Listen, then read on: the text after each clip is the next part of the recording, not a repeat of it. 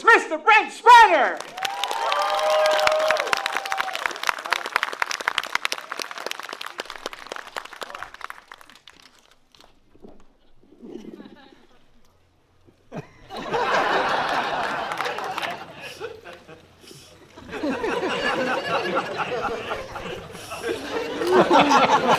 Somebody fix the voice one.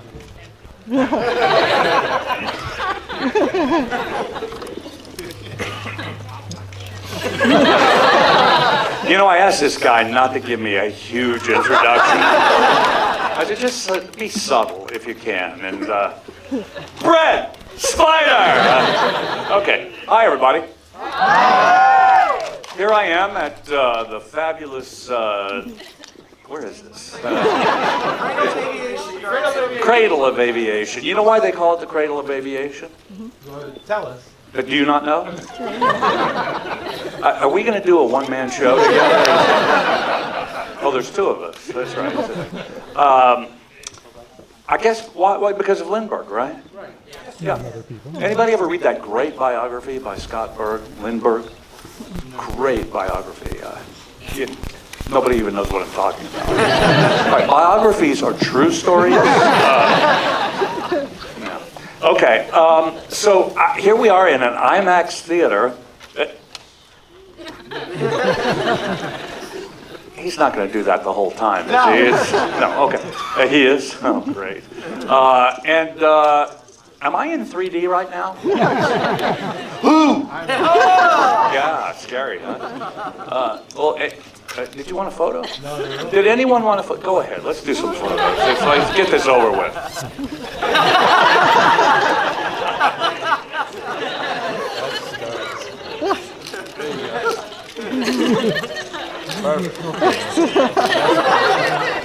Okay, that's enough.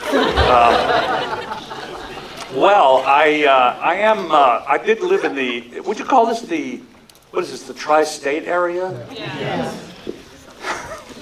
That's a total guess. No, this is well, I used to live in no, not in Long Island. Who said that? That would be the Can we get security, please? Pick this book.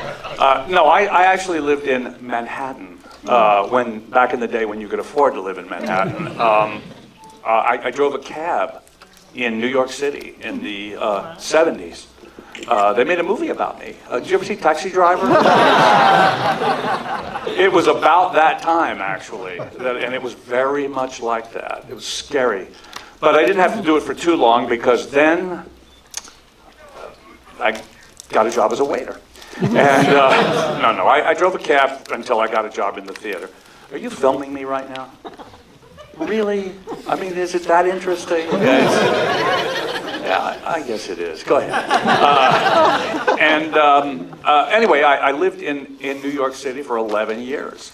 And then I moved to California with a play called, I got a play in California. It was Little Shop of Horrors. I don't know if you've ever heard of it. Oh, that's why you went, ooh. Yeah, I played Seymour in Little Shop of Horrors in Los Angeles. I replaced a guy named Lee Wilkoff, fantastic actor, very good friend of mine, who created the part here in New York. And I auditioned to play the dentist in New York. And then all of a sudden they said, well, would you want to go out to LA and play Seymour? And I said, yeah. So I went to LA and I did it for 3 months, I think. And then the play ended. And I got a couple of jobs on TV, and I thought, this is too easy. And so I went back and forth for a while. I came back and did some more Broadway shows, and then I went back to LA, and then I went back and did another Broadway show, and then I went back to LA, and then I got Star Trek. Well, first you've heard of that? Oh, yeah, you went, ooh, yeah. And then well, before that, I got a show called Night Court. Do you remember that? Yeah. That was a great show. And I did 6 episodes of Night Court, and they were going to bring us on as regulars in the next season. And during the hiatus, I got Star Trek. So the woman who played my wife was out of a job.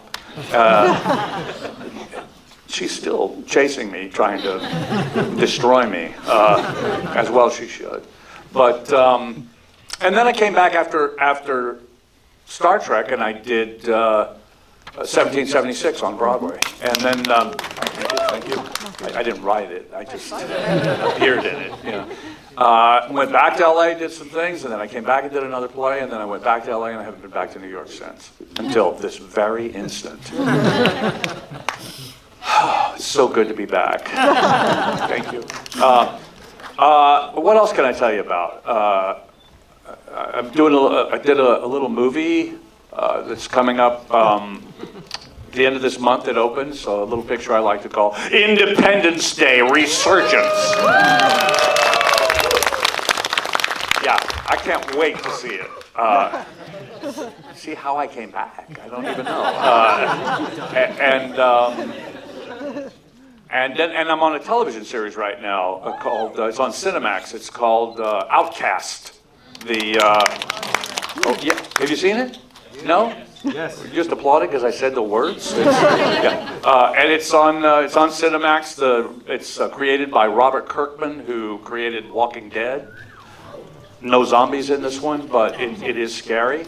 And there you have it. That's the story of my life. It's been so nice talking to you. And I'd like to finish with a little song I wrote. No, I'd like to take some questions from you guys. Yeah, I did write that, by the way. Life Forms? Yes. Well, I tell you what, you know that song, Life Forms? It was in Generations? Yeah. Life Forms? You funny little life forms? Yeah. Yeah. I got to work that day. I had the script. It said, Data sings, life forms, ... etc. And we got ready to shoot it, and I said, well, where are the lyrics? And they said, well, just make something up. And I said, okay, well, what's the tune? And they said, just make something up. And so I did. And several years later, like maybe 2 years ago, a guy contacted me and he said, did you make that song up? And I said, yeah. And he said, did you register it with the Musicians Union, with ASCAP, or, you know? I said, no. And he said, you really should, because every time that plays, they should be paying you. For years and years, they should have been paying me, and they never did. And there's this thing that's been traveling around. It's some kind of a 50th anniversary orchestral thing. Do you know about that? Yeah, they play the music of Star Trek, and it's a big orchestra, and it's gone from town to town to town, and they play the Life Forms song. And no one has contacted me to say, can we use your song? And so I'm suing Paramount Pictures for a lot of money. I'll be living in Paris next year in a very beautiful chateau that once belonged to King Louis XIV. All right, enough of that. How's this going to work? You have a mic, Yep. and you're going to run to wherever someone raises their hand. What a good system. Just throw the mic. Yeah, you could do that. Whoever catches it has to ask a question. Yeah. Does anyone have a question? Oh, I see one. Yeah, exactly. You see where he is? Oh, Jesus. Yeah. Okay, wait, hang on a second. Let me tell you a story while he gets up there.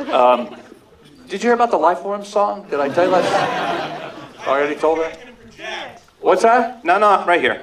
Don't make me run from You know, really, I mean, it is a perfect acoustic situation here, so say something to me. Hello, how are you? No, I didn't hear a word you said. Hello? Yeah, no, I still can't hear you. Oh, there we are. Yeah. I've read some news articles that there's supposed to be some sort of new Star Trek series that's going to be online only, I think on CBS. Uh-huh. And I was wondering whether you had any involvement with that. No, I have no involvement with it yet. You never know. You know, you never say never. It could happen or not. Or I could care or not. But I won't say which. But yeah, I've heard about this thing. It's going to be on CBS. Apparently, they're going to run the pilot free on CBS. It's because that's how generous they are. And then they're going to make you pay for the rest of the episodes on, CBS has to make a living too. Les Moonves runs CBS. What did he bonus out at like 80 million last year? They need your $10 a month, I'm telling you. But it's going to be, it's going to be CBS Access, I think it's called, and their sort of tentpole thing is going to be Star Trek, and it's not going to be the only thing you get for your $10. I think you get old Beverly Hillbillies reruns as well, so it's worth it. But seriously though, there's some really good talent involved in that show. I know Brian Fuller, who wrote for one of the Star Trek series and has written really cool things subsequently, like Hannibal and Pushing Daisies. Was that what it's called? Yeah. Yeah. And he's really talented. He's the head writer, I believe, and a bunch of people I've read about who are involved in the production itself, and it's a really... Already? What did I do? Get back here.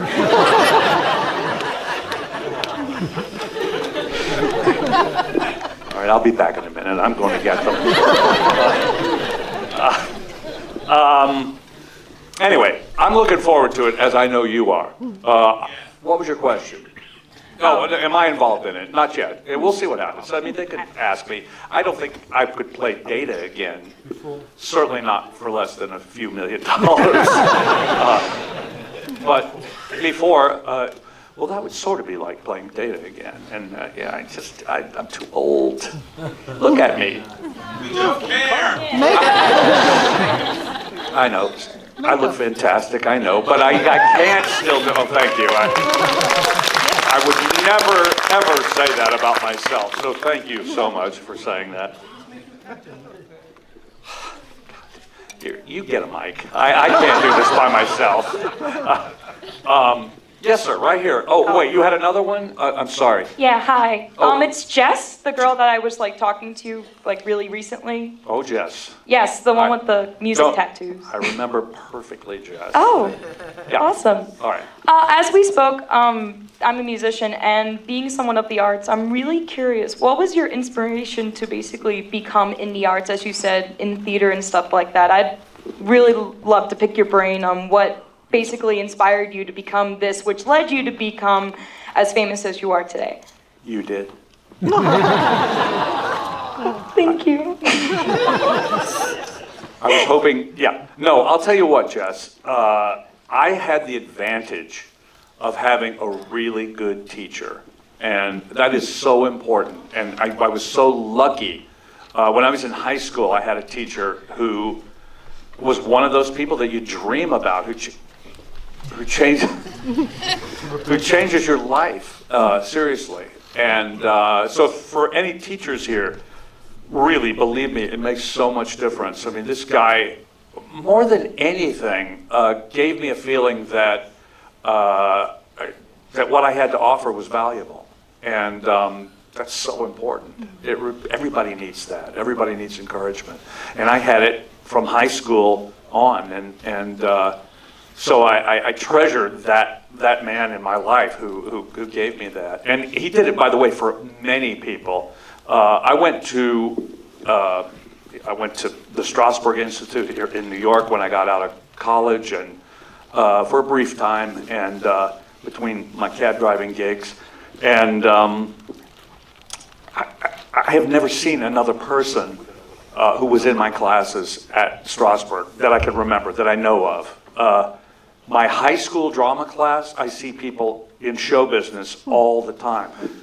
Both of the Quaid brothers, Randy and Dennis, were in my high school drama class. A guy named Tommy Schlamme, who created The West Wing with Aaron Sorkin, and many TV series after that. Just so many. And so he was an inspiration, this guy. And so, if you're a teacher, you're doing a great thing. Just keep encouraging your students. Yeah. All right, we're gonna try lining everyone here for questions instead of having run around the whole place. Yeah, it's just like we're inventing a whole new way of doing this right here, and you're part of it. Evolution. Evolution, exactly. That last question was great. I want to say that, by the way. I loved your answer. Oh, thank you. And my question is going to be very strange compared to it. Are you going to comment on every question? Or Absolutely not, sir. Okay, good. I don't good. have time. Oh, but you do have a question. Absolutely. Oh, okay. Do you remember a fellow named Brent Mintz who took pictures of flowers? I remember Brent Mintz very well. I went to high school with him. Did you? No, that's the name you used when you were on To Tell the Truth, and that's what you said you did for a living, is you took pictures of flowers. Is that what I said? Yes, in the 1974 version of To Tell the Truth. Have you seen that? Yes, I have. I'd love to see that. I may be on Game Show Network, I don't Is that know, where but you I saw always it? saw that. I have always remembered it. Wow, that's really right. I did, okay, I had this name other than Brent Spiner. I was Brent Mintz. That was not really my name. My name was Brent Spiner. I was born Brent Spiner. My father passed away when I was very young. My mother remarried. The guy's name was Mintz. He adopted my brother and myself, and we changed our names. Then we got rid of him, and he and I went to New York to be an actor, and I thought I cannot spend the rest of my life being known as Brent Mintz. So I'm going to be Brent Spiner. I knew I was going to be reviewed by the New York Times, and I thought, now's the time. So I went to the Screen Actors Guild and to Actors Equity, changed my name back to my real name, which is Brent Spiner, and the rest is history. But, now wait a minute. Hey, stop. Unless you want to talk about To Tell the Truth. Actually, my question was, I heard, Yeah, you know what? It's okay, don't worry. It's gonna happen. And it's gonna be a fantastic question, and everybody's gonna love it and you. Don't worry. But I was just gonna finish this gentleman's thing about To Tell the Truth. So, I came to New York, and my name was officially still Brent Mintz, and I didn't have any money, and this is even before I got a cab driving job. And I read in the paper that you could be an imposter on To Tell the Truth. Do you remember that show? Yeah. And that depending on how many people voted for you, you made more money. And there were 4 panelists: Bill Cullen, Nipsey Russell, those kind of guys. And Gary Moore was the host. And so what they did was, there was this one guy was real, and the other 2 were imposters. And the real guy was a cab driver from Denver who played the trumpet. And his whole thing was, he played the trumpet in his cab, and he would ask his fares what they, requests, and he could play anything they wanted. And that was his big secret. So I was pretending to be this guy. I was one of the imposters. And I remember Nipsey Russell was one of the panelists, and he asked me, what song do you most play, do you think, was most requested in your cab? And I said, When the Red, Red Robin Comes Bobbing Along. And he said afterwards he knew I was not the real guy when I said that. I got 0 votes.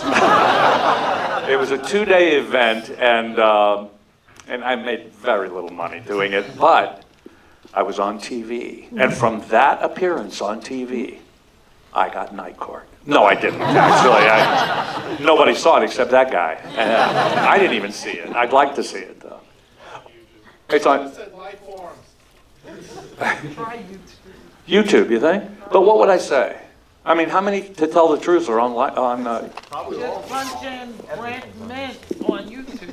You- Brent Mintz That would be on, funny. Breath mints. Brent Mintz? It was Brent Mintz on YouTube. Would you do it for me? Brent Mintz Yeah. and To Tell the Truth. To Brent Mintz, To Tell the Truth, And maybe it'll pop up. and maybe Yeah, put a 1970. year maybe. Yeah, what was it? 71, 72, something like that. Yeah. Everything's on YouTube. Everything? Oh, no. Okay, well, I'll check it out. Are you checking it out for me right now? I can see you doing that. You don't get any service in here. No. Oh, well, okay. It's not that important, really. I mean, I've gone, 50 years without seeing it again. All right, you know what? I am on the edge of my seat right now waiting for your question. Hello again. I've heard that you do a very good impersonation of Patrick Stewart. I was wondering if you could do your impersonation of Patrick Stewart that I've heard so much about. No. Also, I saw that episode of Night Court. I did 6 episodes. Which one did you see? I don't remember the name of it, sorry. You are such a liar. And you've never heard that I did an impression of Patrick Stewart. You're just making that up right now. No, I did, because you did it on The View once, I heard, and On The View? I've never been on The View. But I do know Whoopi, Yeah, obviously. my mistake. Yeah. It's all right. People make mistakes. You won't be punished. Get him out of here. All right. No. Stop. I never, when I was here on Broadway with my friend Ian McKellen, we did Waiting for Godot. Did anyone see it? Yes. Did he ever show up? He did. I'd like to introduce you to my friend, Ian McKellen. Why, thank you, Patrick. Nice to meet you. Well, thank you, Ian. Nice to meet you. You guys sound exactly alike.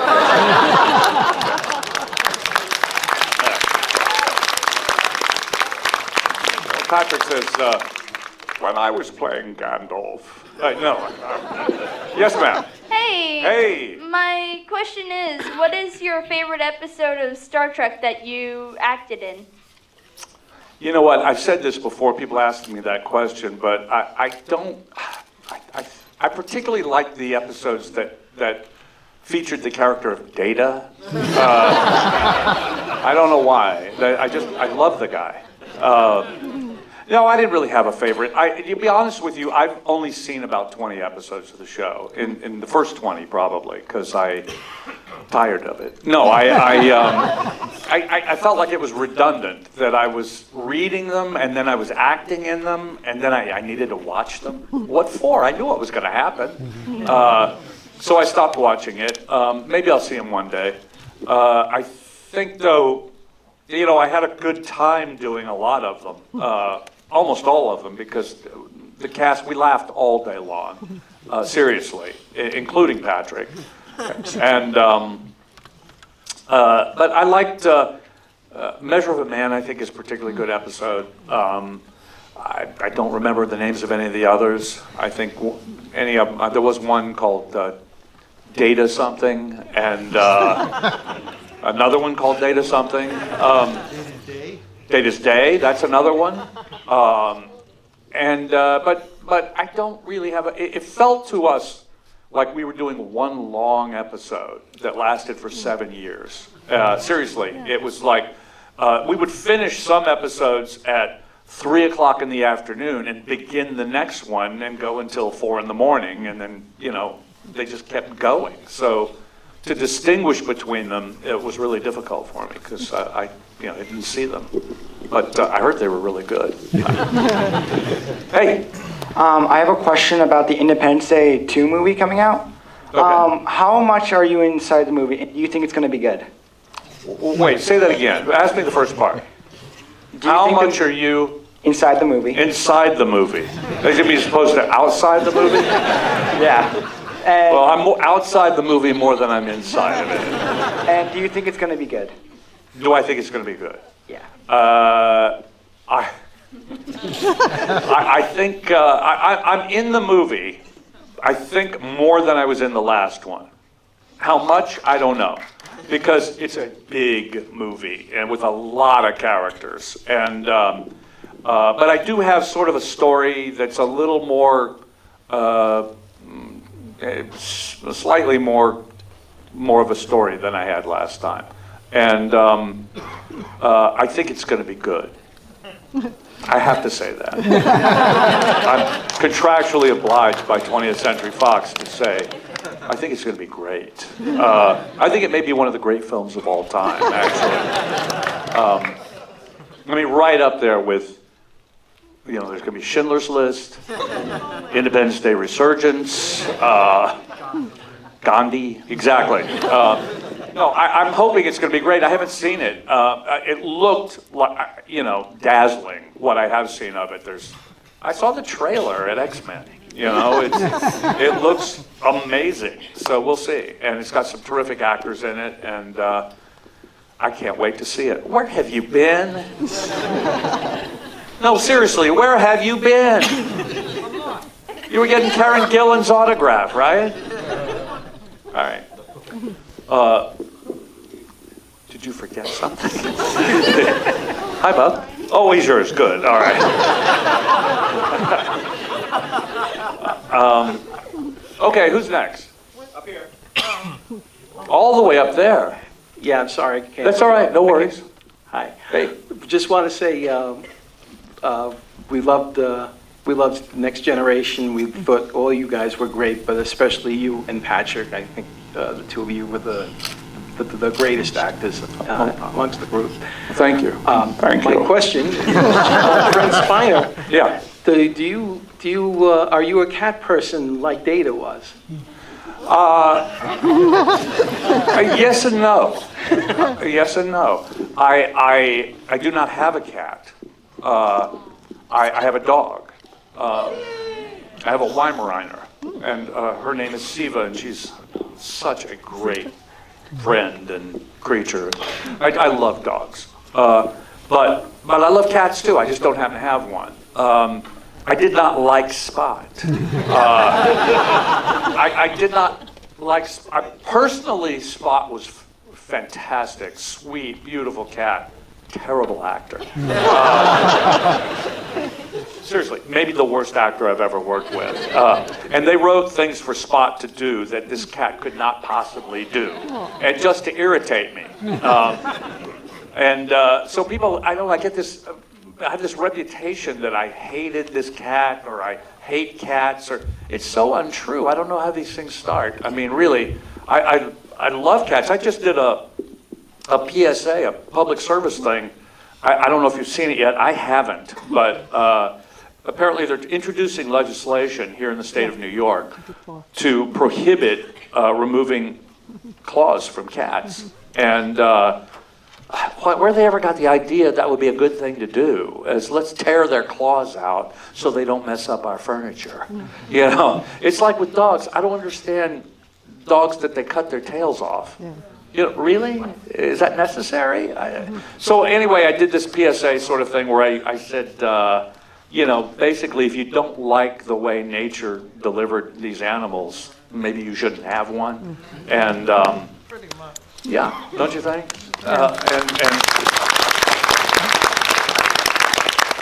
Which is why I don't have a cat. No, it's not. It's not. I love them, and I want them to stay whole and happy. And if I had one, I know I'd adore it, but I am more of a dog person. Yeah. Anyone else? Is there a... Yeah, we're back here. Oh, we're back there. Hi, thank you for being here, Brent. Pleasure. I wanted to ask you, was there a particular favorite that you liked working with out of The cast? You mean Yeah, the cast, yeah. Yeah. You know what? I loved everybody. We really got on very. I mean, without Dorn, I didn't care for, but the rest of them were just wonderful, and we all got on very well. And I'm only joking about that. Michael is probably the nicest of all of us. Except me, of course, but he is a really nice guy. No, we're all still very close friends. I see them all the time. I had lunch with LeVar last weekend. I see Dorn all the time. I talk to Patrick a lot. I did another episode of Blunt Talk with Patrick this season, and which is a hilarious show, isn't it? I mean, have you seen Blunt Talk on Starz?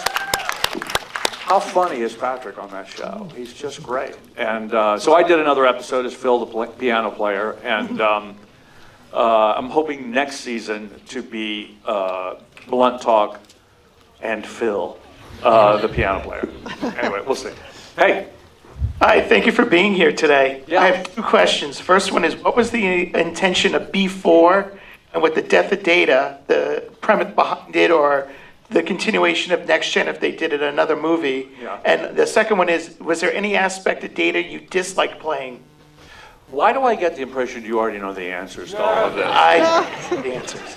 That's for you. Oh, okay. What was the purpose of B4? Well, B4 was he was just in the movie. I mean, it was part of the plot. You know, it was, and it allowed us to have a fail-safe if. But that wasn't the only fail-safe, by the way. We had a couple of other ideas. Had we come back for another movie, obviously Data had downloaded all of his memories into B4, and B4 was going to evolve gradually and then become Data. But I think it could have gone in all kinds of directions, actually. It didn't have to be like that. What? I just want to know, did you ask to have Data die in the script, or was it an idea that came to you and said, we're going to make him die, or? Yes, it was my idea. Oh, it was? Yeah, no, it really was, actually. I wrote the story with a tremendous writer named John Logan. He's probably the #1 screenwriter in the world today. And he co-wrote Nemesis. We co-wrote the story with Rick Berman. And John, by the way, John Logan, he wrote Hugo, he wrote Gladiator, he wrote The Aviator, he wrote... he's working right now. He just finished the new Alien that's getting made. He completely created and wrote every word of the series Penny Dreadful that's on Showtime. I mean, he's just one of the great writers. And so one day we were talking, and I said, you know, I think this is the last movie we're going to make, this cast. And they pretty much told us, this is it for you guys. So we thought, well, let's end it with, you know, some kind of real emotional payoff for the audience who's been on this journey all this time, and we gotta end it. We gotta let Data go because we know he's not coming back for another one. We were pretty sure, and I was really sure that I was probably not coming back because I was too old, and people didn't really love it that we killed Data. In general, I got a lot of hate mail is the word, yes. But I'll tell you what you probably don't know is that as you were leaving the theater that night, behind you on the screen, the Enterprise blew up and killed everybody else. And, because you've never seen anyone else either. Who cares? At least you got closure with Data. You got nothing with the other characters. They're floating out in space somewhere. You don't even know what happened to them. I know what happened to them, but I'm not going to tell you. Now, what was the second part of that? Is there more than one of you here? I was clone. I mean, you're wearing the same thing. It's As far as Starfleet, they were different ships, though. Don't I know it? Okay. Was there an aspect of Data I didn't like? The contacts. Yeah. I wish I didn't have to wear the makeup. You know, I said to Gene Roddenberry, we did all these makeup tests at the beginning, and they were, I was every color under the rainbow in these makeup tests. And we put them all on a reel, and we took them into Gene to show him. And the first one that came up, he went, okay, that's good. And I went, what? Why did I have to go through all of this? But then I said to him, look, Gene, don't you think, what was that? Somebody's phone. Ding, ding, ding. Yeah, but it was behind me. I said, don't you think, Gene, that I could play this character without makeup? I could be convincing as an android. Don't you think by the 20th century they would have figured out how to make an android that had skin like a human and, you know, blah, blah. And his answer was, what makes you think what you have isn't better than skin? I went, that's why you're Gene Roddenberry. So I did it, but I didn't love wearing that makeup because I was the first one in every morning and I was the last one to leave every night because it took just as long to get it off as it took to get it on. So that would be my only regret. Everything else was great.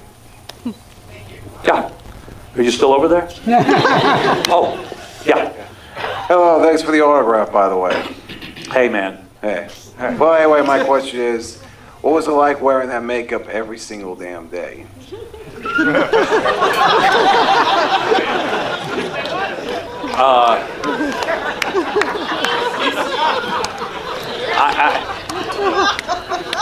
What is it like? What is it like to not listen when a person's speaking? What was it like wearing the makeup like every single day? All right. You know what? I'll go there. What the heck? You know, I didn't love it.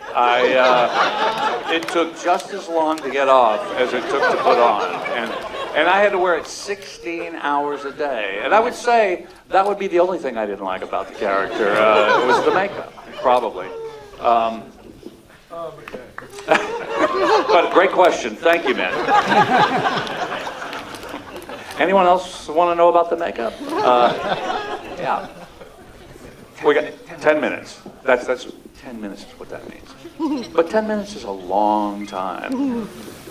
Brent, You can see because he's already bored and leaving. And thank you. You as well. I was curious. I would say of most of the characters, you probably had the most extensive dialogue as far as with the scientific terminology. Yes. And when you played people like Lore or Dr. Soon, or even in A Fistful of Datas, which I think was one of your best episodes, Thank you. you got a chance to really expand on that. Yeah. It wasn't just one scientific thing yet. How'd you feel about that? Well, you know what? I agree. I mean, my stomach used to turn over when I'd see what I had to say the next day. Seriously, I'd be working. We did 16-hour days, and that doesn't include the makeup. That's from the minute you start shooting till the end of shooting. And so I had to put makeup on and take it off. I don't know if you've heard about that yet, but that was an unforgettable moment. But then I would go home and I'd have to take a shower to get the rest of everything off that didn't come off. And I generally would order a Domino's pizza and I'd get in the shower, and by the time I got out, the doorbell was ringing.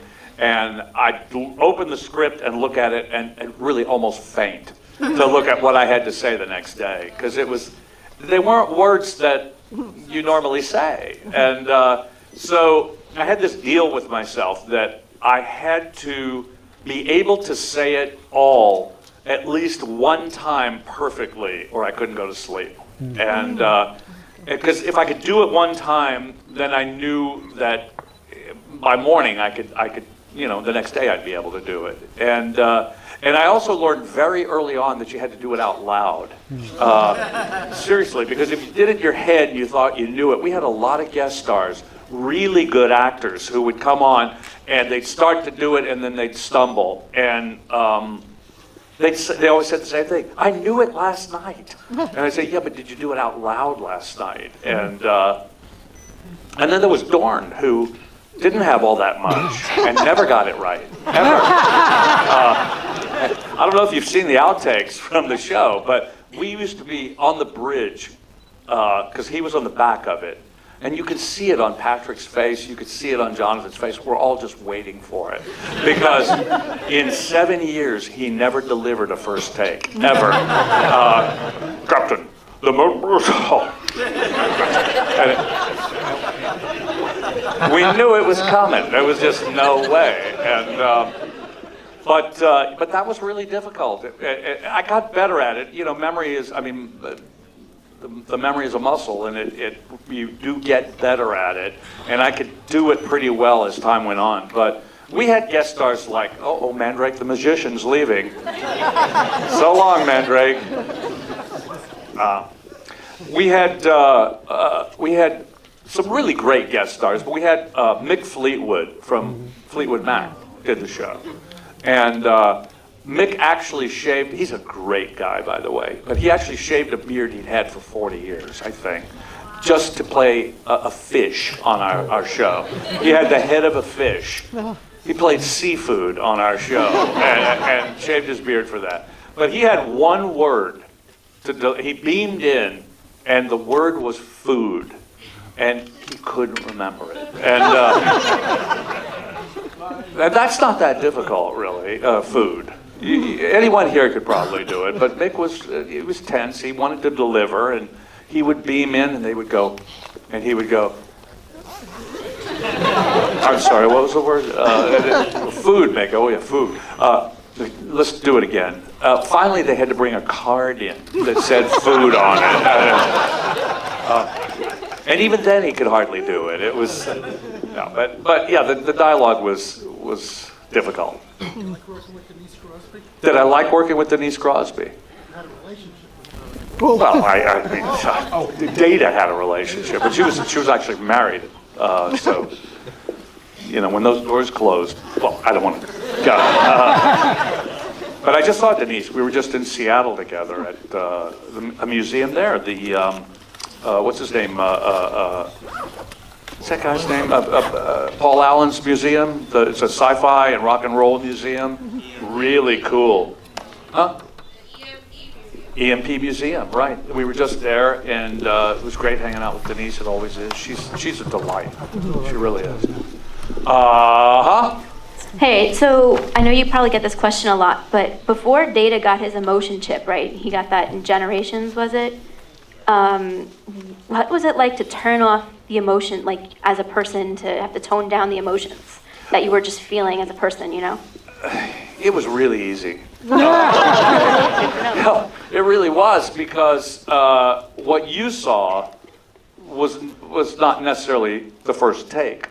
You know, sometimes in the first take, we'd start laughing. And particularly when it was a really serious scene. The more serious the scene, the more difficulty we had restraining ourselves. So we would just die laughing. So by the time you actually printed a take, I could pretty well contain myself. Yeah, wasn't that hard. Plus, I'm not that emotional. I'm sort of ice cold, really. What's that? No, please. Join me. Do you sing? No. We have, I guess, one last question, because this young lady's afraid of heights, so I'm just going to give her the mic. You're afraid of heights? Oh, yeah, I am too. No, I am afraid of heights, honestly. I don't even like to stand up if I don't have to. And I'm best at laying down. I mean, this is really like, okay. We know you've done TV, Broadway movies, but which one do you love? Which one would you do if you couldn't do the others? Yeah, you couldn't do the other one. Which one would you continue to do? Why can't I do the others? We're trying to invent this world you're talking about, where you can only do one thing. And my heart is in the Highlands. No, my heart is in San Francisco. It's the loveliness of Paris. No, I won't do that. You know what? Really, they're all the same, really. Yeah, acting is acting. It's just a matter of size. You know, if you're on stage, you have to speak louder.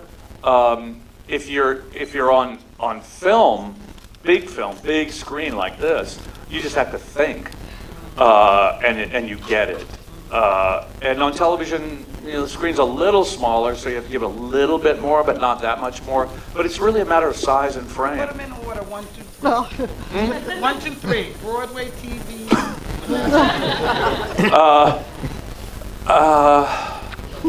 At this point in my life, I would say films. I would rather do films than anything else, because there's a limit to how long they run. Usually a big film's 4 months or something, and then you get a break. And also because they have better food. The craft service is way better. They put your makeup on for you. At this age, I'd rather somebody do it for me, go get me things, stuff like that. I'm spoiled, you know. But I love the theater, and I hope to get back to New York and do a play someday. So we'll see. And if I do, I trust you'll all be there. Thank you. Thanks so much, everybody. Great talking to you. Sorry that I was turned that way the whole time, but this is my good side. So, thanks everyone. See you soon.